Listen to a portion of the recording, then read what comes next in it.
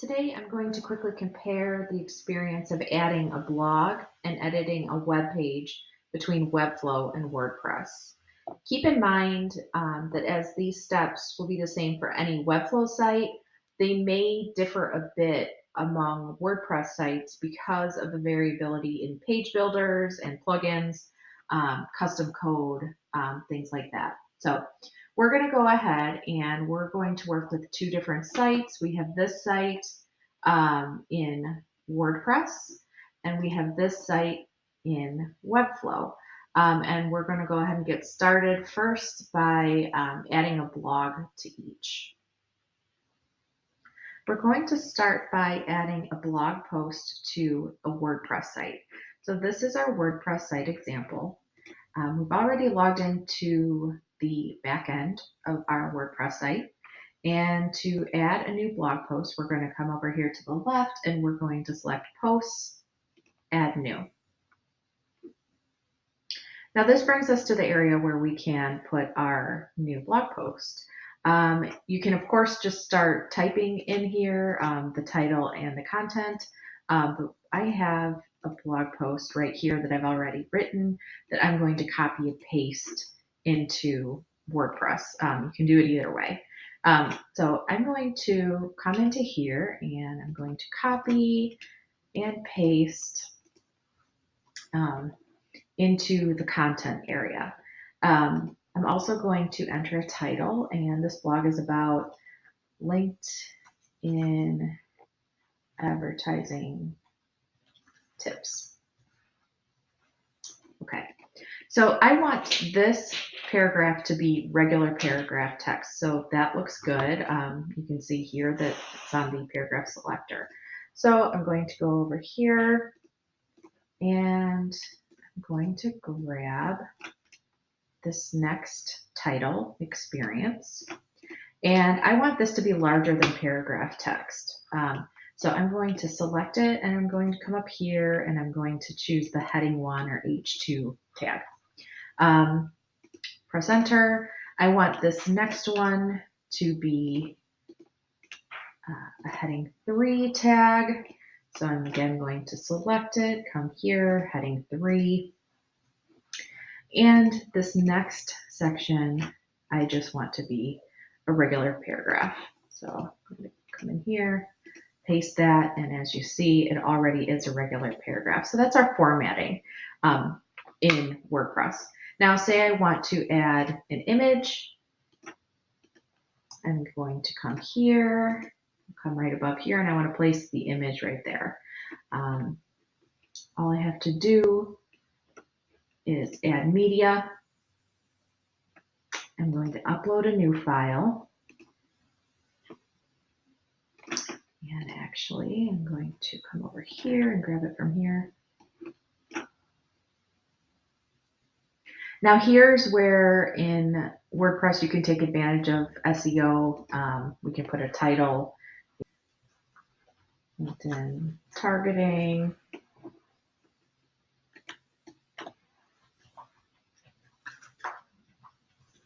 You can write a caption. We're just doing some dummy text here for the interest of time.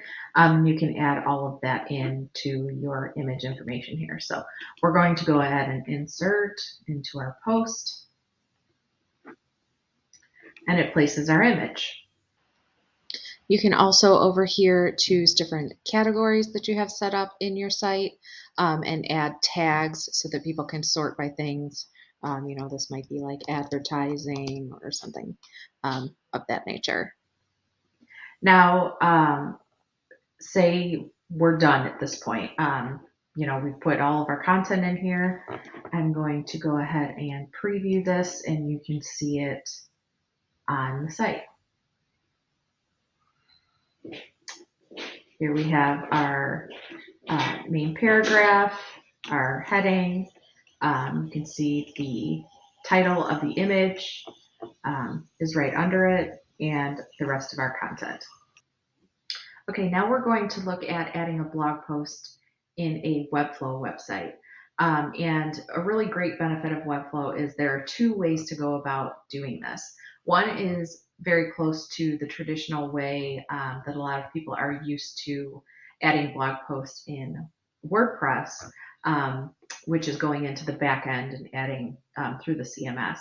The other way is through the in-browser editor, where you log in via the internet and you work with that, just on a regular browser screen. So we're going to look at both of those ways. First, we're going to go into Webflow, into the back end, and we're going to come over here to the CMS on the left-hand side, this icon, and we're going to click on that, and we're going to come into our blog post CMS. And much like WordPress, Webflow, we're going to come in here and we're going to click New Blog Post. Here we have our title, so we're again going to, actually we have a new blog for this one. We're going to come in here, and this one is called The Best Gluten-Free Crackers for Charcuterie Boards. So I'm going to go ahead and paste that in there. It automatically makes our slug. Great. So I'm going to come back in here and I'm going to grab our first paragraph. And just as we did in WordPress, we're going to go ahead and paste that in here in the post body. Now, just like we did in WordPress, I want to make some heading tags. So I'm going to come in here. I'm going to paste this. I'm going to highlight it, and then you can see this is how we access our headings. So go ahead and click. I'm going to make that large and bold for me. And come into here and add, this is our paragraph text. We can also do an H3 tag, just like you do in WordPress, same thing. I failed to mention that both in WordPress and Webflow, you can add links. I'll show you quickly how to add a link in Webflow. You're just going to highlight it like I did, click the link button, and then add your link, which I have here.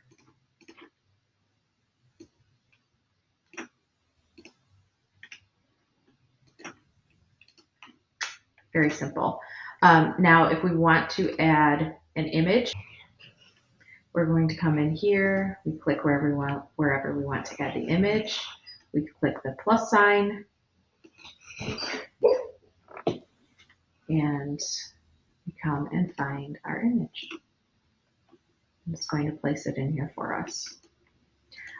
Here is where we can add our image caption. So we're just going to put some dummy text there. And if we click on this image and we click on the tool icon, we can put our alt text. So again, for SEO purposes, we want to do that just like we do in Webflow. Now, if we also wanted to alter the size, like this is a little bit large, we come into that same tool, come into size, and we can make a custom size. Let's make this 40%. Very easy. Now, depending on how your CMS is designed by your Webflow developer, you may have header images, things like that you want to fill in here. Ours does, so let's go ahead and put something there just so you can see how that fills in. And in this one, we also have some tags and a post date. And I'm going to go ahead and create that. Okay, so now we're going to go ahead and preview that new blog. Coming in here, coming to our blog post template. And here we see it, the best gluten-free crackers. We've got our big header image, and we have what we added here. So you can see how that populates in Webflow. Now we're going to do the exact same thing, but we're going to do it through the in-browser editor. Now, this, you either log in through your Webflow account, if you are the account owner, or you log in through your browser. So you can see we have access to our website content down here. So we are going to come down here and we are going to click on collections. Now here you can see that we have several CMS categories in the site. Right now we're just dealing with blog posts, so let's click on blog posts. You can see this that we added on the back end. We're going to do the same exact thing, but we're going to do it through here. So we clicked on the create new blog post. We're going to put a title in. We're going to grab this again. And it is going to function just like the back end did, but you are just here in your browser. So now we want to add our H2 tag. So again, we're going to go ahead and highlight, make it an H2. You see it's functioning exactly the same way. Let's go ahead and add our image. Again, we get our plus sign, our option for the image. Let's grab our image, open. We have all of the same functionality as you can see. We can make this smaller.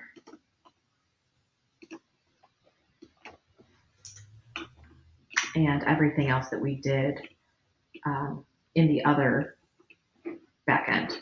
And then we would just add create. We're not going to do this because we're not going to make it live. So those are the two ways that you can add a blog in Webflow. We think adding things in Webflow is just as easy, very similar to WordPress, but we love the ability to go into a traditional backend to add these, but also to just log in through your browser. So we think Webflow for the win on this one. Now we're going to look at making some edits to pages within websites. So we're going to go back to our WordPress website, and we are going to go ahead and edit this image here and some of this text. So let's see how we do that. We come back into our WordPress dashboard, and we're going to come over here on the left. We're going to select pages, and we are going to edit the home page. So we come over here to the home page and click edit. Now you're going to come into this screen, and we are going to switch out this image and we're going to change it to a black and white version. So we come in here, we're going to click, and again, some of these things may be different if you are if your WordPress site uses a different page builder. So there's going to be more variability again in WordPress user experience than Webflow. Webflow is always going to be the same. So we're in here and we are going to remove this image and we're going to upload a new one. So we come to upload files and we are going to go find this image. I have it right here. We select it, open, and we insert it into the page and save, and you can see it's there. So it's pretty straightforward. Again, here, if we want to change any of this text, we want to say, instead of hi there, maybe we just want to say hi.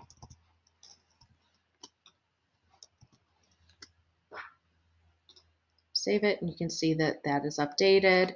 And again, in here, we can come in, click edit, and make any edits that you may want. Save, and then let's come up here and preview.